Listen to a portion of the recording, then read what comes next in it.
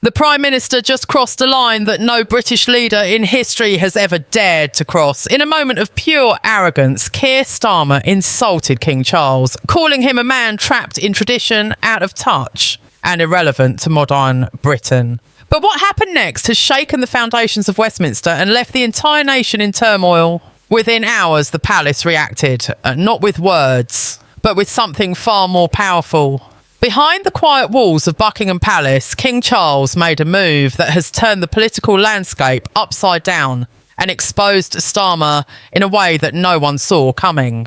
According to multiple insider reports, the tension between Downing Street and the palace had been building for weeks. Starmer, frustrated by recent public backlash and collapsing poll numbers, had grown increasingly combative in private. When asked by aides about the King's recent involvement in community initiatives, he reportedly scoffed and said, "He should focus on planting trees, not politics." Those 12 careless words were all it took to set off a chain reaction that could end his premiership. Palace officials, stunned by the remark, immediately briefed the King, and what followed was a masterclass in quiet retaliation. Sources close to the palace confirmed that King Charles authorised a previously unseen document to be released, an internal memorandum detailing his recent meetings with leading figures in British society. The names included business leaders, charity heads, and most shockingly, several former political allies of Labour. The document itself seemed harmless, but its message was crystal clear. The monarchy was deeply engaged in the country's future while the government was losing control. Within minutes of the leak, the media pounced. Headlines flooded every major outlet. King Charles steps in as Britain's stability falters. The optics were devastating. The public saw a calm, principled monarch taking action, while the Prime Minister looked petty, emotional, and unfit for office. Inside Downing Street, panic erupted. Advisors tried to spin the story, claiming the Prime Minister respected the King deeply, but it was already too late. A video clip surfaced from a private Labour event just days earlier, showing Starmer joking that Britain doesn't need fairy tales or crowns, it needs results. The clip went viral instantly. Social media exploded with outrage. Hashtag respect the crown trended worldwide within hours. Across Britain, ordinary citizens, including lifelong Labour voters, expressed disbelief and anger at the Prime Minister's disrespect. For millions, this wasn't just about politics, it was about identity, heritage and respect for an institution older than democracy itself. Meanwhile, King Charles remained silent. His greatest weapon, every photograph of him was carefully chosen, visiting schools, meeting veterans, planting trees, all while the Prime Minister seemed to unravel. Constitutional experts began weighing in on live television. Professor Adrian Lee of Cambridge told the BBC the monarchy has always stood above politics. By saying nothing, the King reinforces his dignity, while Starmer's words make him look unhinged. That statement spread like wildfire. Every hour that passed made Starmer's situation worse. He was trapped, and the palace knew it. In a desperate move, Starmer called an emergency press conference. Standing stiffly behind the Downing Street podium, he tried to explain his remarks as misinterpreted humour, insisting he had the utmost respect for His Majesty. But the damage was irreversible. Reporters grilled him relentlessly. "Prime Minister, do you regret your comments? Did you call the King outdated? Are you losing control of your own party?" The broadcast was a disaster. Viewers saw a visibly shaken man struggling to hold on to his authority. Moments after the conference ended, clips of his awkward answers dominated social media feeds. Even Labour MPs were horrified.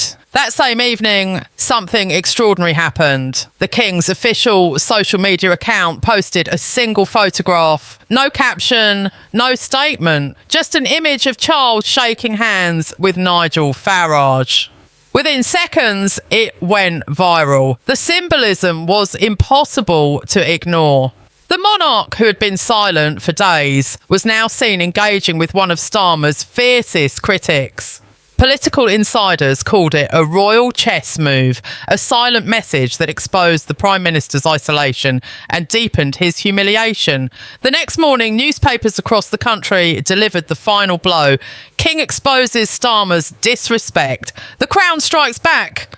Downing Street in crisis. Labour MPs were in meltdown. Anonymous sources began leaking private messages showing members of Starmer's inner circle expressing regret and panic. One message read, "He's lost the room, he's lost the country." By mid-afternoon, senior party officials were already discussing potential successors in hushed tones. Deputy Prime Minister Angela Rayner was reportedly meeting with donors, preparing for what she called the inevitable transition. As Britain watched this unprecedented clash unfold, the King's silence remained deafening, his calm demeanour contrasting sharply with Starmer's frantic attempts to survive. The public mood had shifted completely. Online polls showed that nearly 80% of Britons believed the Prime Minister had disrespected the Crown. Donations to Reform UK surged overnight as Nigel Farage positioned himself as the defender of British tradition, calling for a government that respects the monarchy and the people. The image was clear: a rattled Prime Minister, an unflappable King, and a nation rallying around its royal figurehead. But this was only the beginning. What came next would expose Starmer's darkest political secrets and reveal the lengths he was willing to go to cling to power. Because while the King had remained silent in public, behind the scenes, the palace was preparing a move that would shake British politics to its very core. A move that could end Starmer's career once and for all. By the time dawn broke over London the next day, the atmosphere in Westminster was unlike anything seen in decades. The Prime Minister's office was surrounded by reporters, the press demanding answers, while the palace maintained a wall of silence. Then, inside number 10, Starmer's team was imploding. Advisors clashed over strategy, though some urged him to apologise directly to the King. Others warned that doing so would look weak and desperate. Yet as hours turned into chaos, one thing became painfully clear: the damage was already irreversible. The monarchy had exposed the Prime Minister not through confrontation, but through pure restraint. It was political theatre at its most devastating. A new twist erupted mid-morning when a confidential palace briefing mysteriously leaked to the media. The document contained notes from senior royal advisers describing the King's deep disappointment over the Prime Minister's words and his private concern about the erosion of respect for British institutions. Though written diplomatically, the implication was unmistakable. The King viewed Starmer's behaviour as unworthy of his office. The leak sent shockwaves across every television network. Commentators described it as a quiet rebuke, one that made Starmer look both foolish and isolated. Even long-time Labour supporters began to publicly distance themselves. In Liverpool, Manchester and Birmingham, local councillors released statements condemning the Prime Minister's lack of respect for the Crown. Inside the Labour Party, rebellion was no longer whispered, it was roaring. By midday, 6 members of Parliament had submitted letters of no confidence, and that number was expected to grow. Party headquarters was engulfed in panic. Leaked WhatsApp messages revealed that senior officials were urging Starmer to step down for the sake of the party's survival. Chancellor Rachel Reeves, once his closest ally, was notably silent, refusing media requests and cancelling scheduled appearances. Every silence spoke volumes. One insider told The Times, "It's not if he falls, it's when." The media narrative turned brutal. Commentators on Sky News compared Starmer's arrogance to that of historical figures who underestimated the symbolic power of the Crown. On social media, memes and videos both mocked him relentlessly. Clips of him dismissing the monarchy were set to dramatic music, racking up millions of views in hours. Meanwhile, images of King Charles meeting veterans, comforting schoolchildren, and walking calmly through Windsor Gardens dominated headlines. The contrast could not have been starker. The steady monarch against the crumbling politician. Then came the moment that sealed his fate. During an emergency parliamentary session, Conservative leader Kemi Badenoch stood up and delivered what will likely be remembered as one of the most devastating speeches of her career. With the entire chamber silent, she said, "A Prime Minister who insults his sovereign has insulted the British people. Our monarchy has guided this nation through war, hardship and change. For him to belittle it is to belittle every Briton who believes in our shared heritage." The speech drew thunderous applause from across the benches. Even some Labour MPs were seen nodding in agreement. The cameras captured Starmer's face as she spoke, pale, Rigid, defeated. Moments later, Nigel Farage took to the airwaves with a rallying address that electrified the nation. Standing before a sea of Union Jacks, he declared, "While the establishment mocks our traditions, Reform UK stands with the King, with the people, and with Britain itself."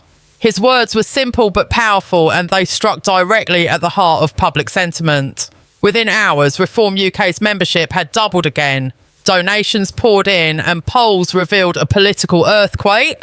Reform had surged to 25%, overtaking Labour in several regions. For the first time, the idea of Farage leading the opposition was no longer a fantasy, but it was a looming reality. As the crisis deepened, Starmer's cabinet began to fracture completely. Transport Secretary Louise Hay resigned live on television, her voice shaking as she said, "I cannot, in good conscience, defend words that divide this country from its values." Two junior ministers followed within hours, and rumours swirled that more would leave before the week was over. Starmer, isolated and defiant, locked himself in a series of crisis meetings, pleading for loyalty from colleagues who had already turned their backs. The more he tried to fight back, the weaker he appeared. Political insiders described it as a slow-motion collapse. A man losing his grip on power, one headline at a time. By Friday evening, the pressure reached breaking point. Senior Labour figures gathered in Westminster to discuss the possibility of an internal vote to remove him. Outside, crowds gathered, holding placards reading, "Respect the King" and "Britain deserves better." The chants echoed across Parliament Square as television cameras captured every second. It was a scene reminiscent of history's great downfalls. The leader isolated in his fortress as the people demanded his resignation. The symbolism was too powerful to ignore. Meanwhile, the King continued his royal duties, serene and unbothered. He visited a children's hospital, shook hands with veterans, and attended a cultural event in Scotland, all without a single reference to the ongoing scandal. His silence had become a national statement. Editorials praised him as the calm in the storm and the silent statesman. Public approval for the monarchy soared to its highest level in years. The narrative was complete. Starmer, the destroyer of decorum, Charles the guardian of Britain's soul. Late that night, as reports surfaced of new resignations and growing calls for his departure, one senior Labour aide summed up the mood inside Downing Street with chilling simplicity. "He's finished." Even Starmer seemed to know it. Witnesses described him sitting alone in his office, staring at the portrait of past leaders, figures who had survived wars, crises and scandal, and realising he would not join their ranks. His arrogance had turned to ruin, and his feud with the Crown had become his undoing. Britain stood on the brink of political transformation. The monarchy had emerged stronger than ever. Reform UK had gained unstoppable momentum, and the Labour Party faced its darkest hour in generations. All because one man, in a moment of reckless pride, chose to insult the institution that holds Britain together. The King didn't need to speak to destroy him, they say, and he simply let the truth unfold. And as the sun set over Westminster, it was clear to everyone watching, Keir Starmer's reign was over and the Crown had quietly reclaimed its power.